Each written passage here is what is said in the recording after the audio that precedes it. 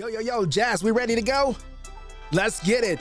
I want you to say it with me on the count of 3. 1, 2, 3. Life of Liz. Let's go. Don't let this moment past you. Grab you a pen in the pad. Life is moving too fast. Slow down, live you a life of list. Don't let this moment past you. Grab you a pen in the pad. Life is moving too fast.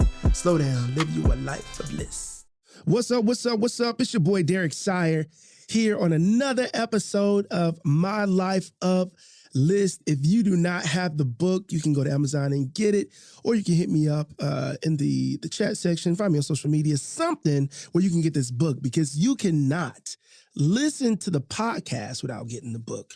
Just want to shout out Possibilities for hosting this, Paradigm Shift for powering it, and of course, got to give a shout out to DJ Jazz on the ones and twos. I said I was going to start shouting her out. She's actually not here producing this one today.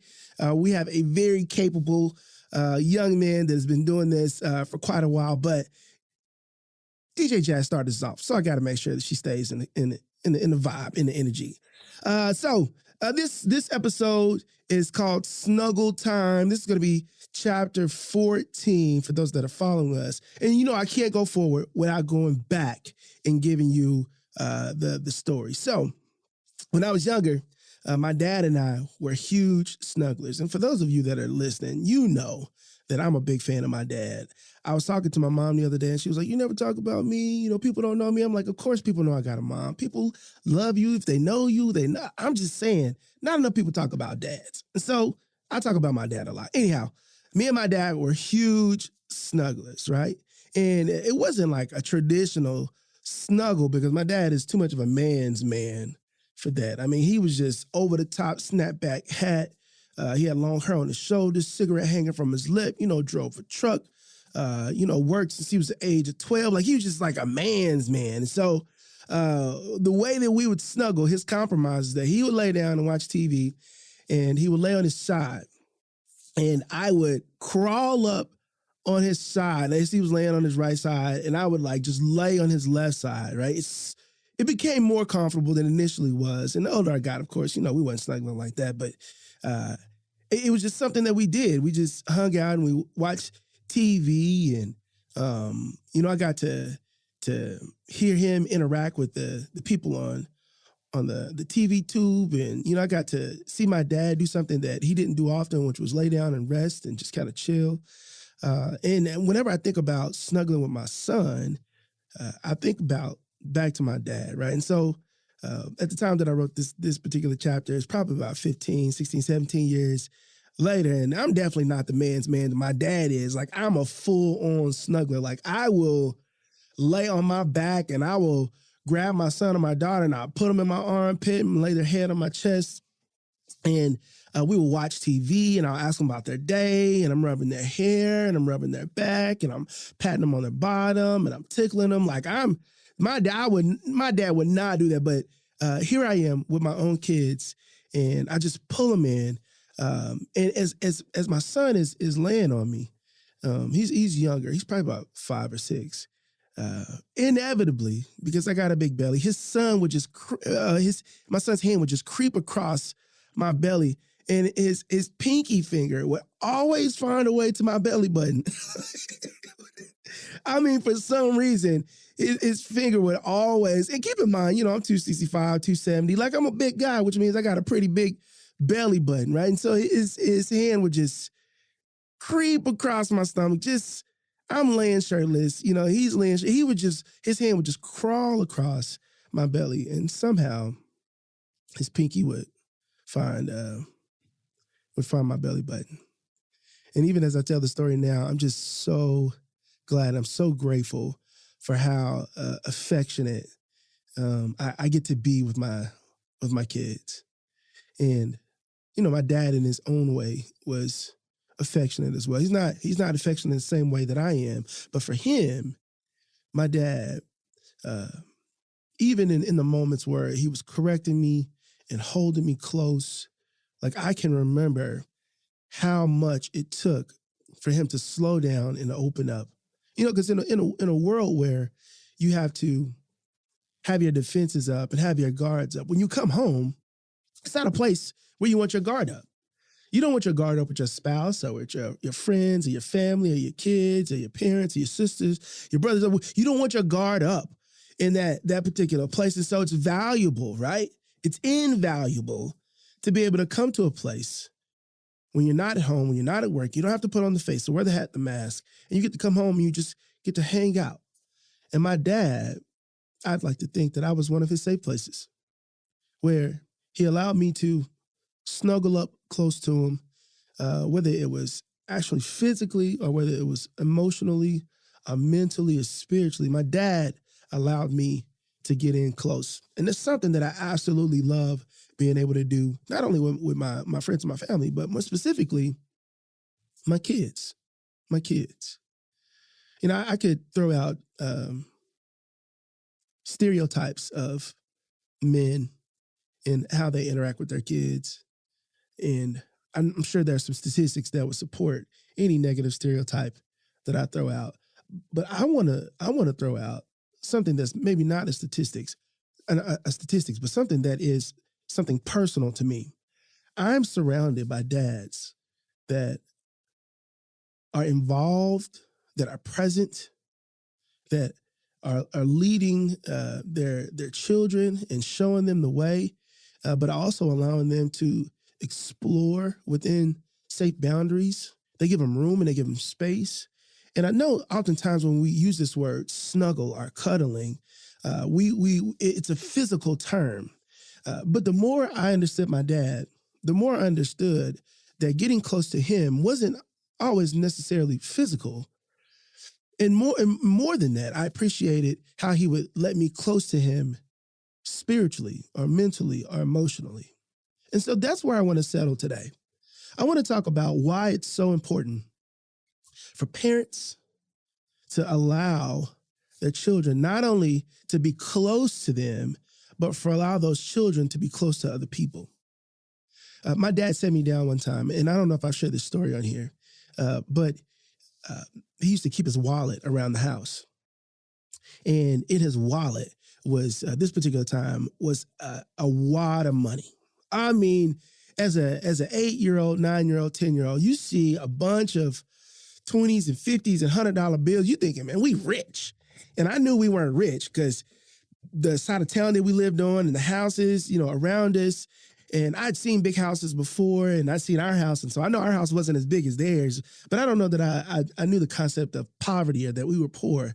But I did know that I didn't really want for anything, and that at this particular time, my dad had a wad of money in his wallet. And so I went up to Dad, and I said, man, Dad, that's a lot of money. He was like, where? I was like, in your wallet. And he said, you think that's a lot of money? I said, yeah. So he says, come here. And he sits me down at the table and he pulled me in really close. Listen, I'm not talking about physically, right? It wasn't like we were sitting side by side at the table, but this was a moment where my dad pulled me in emotionally, mentally, right? Financially. And he pulled that money out of that wallet and he laid it across the table, right? And he said, let's count this money up. It ended up being $1,600, $1,700, $1,800. And over the next few minutes, my dad said, you get to keep anything that's left. I said, okay, bet. I love this game.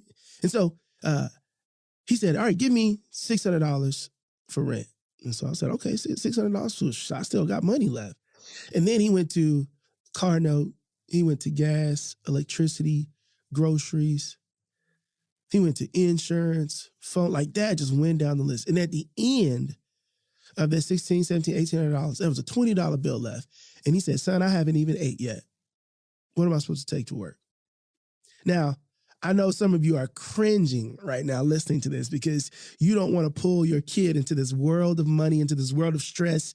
I know that it's very important for kids to stay kids as long as they can stay kids, right? We don't want them worrying about money. We want them to watch cartoons and go to school and play hard and show up for sports. And we know we want them to be kids as long as they can be kids, because when you get in this adult world, it can be cruel. There's lots of good things in the world, but there's also debt, and there's also insurance, and there's also death and violence, and there's people who don't have your best interest in mind, and there's thieves, and there's car wrecks, and there's all these things that can potentially steal our innocence, and more specifically, the innocence of our children.